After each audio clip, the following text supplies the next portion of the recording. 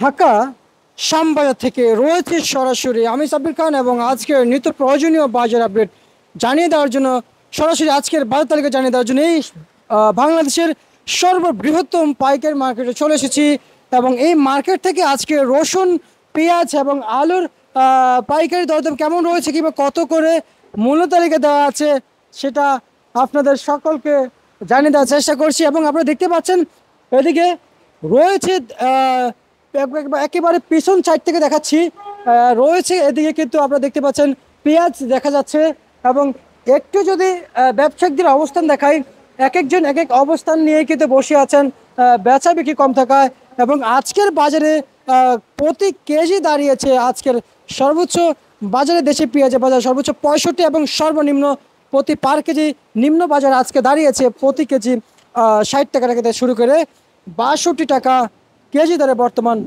ঢাকার শ্যামবাজারে। প্রিয় দর্শক, চায়না রসুন আবারও বাড়লো চায়না রসুনের বাজার এবং সামনে কমার সম্ভাবনা এবং কড়া বার্তা দিলেন ব্যবসায়িকরা।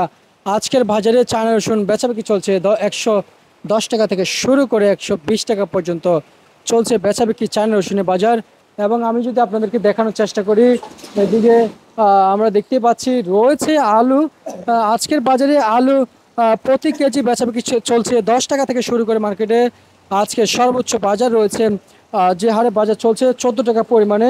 এবং দেশি রসুনের যে বাজার তালিকা রয়েছে আজকে সর্বোচ্চ সর্বনিম্ন দেশি রসুন কিন্তু মার্কেটে বেচাবিক্রি চলছে পাইকারি দামে। আজকের এই ঢাকার পাইকারি মার্কেটে বেচাবিক্রি চলছে 70 টাকা থেকে শুরু করে নিম্নে বাজার রয়েছে আজকে 45 টাকা থেকে 50, মাঝামাঝি প্রতি কেজি দাঁড়িয়েছে 58 টাকা থেকে 60 টাকা। প্রিয় দর্শক, আজকের বাজার আপডেট ঢাকা থেকে প্রিয় দর্শক।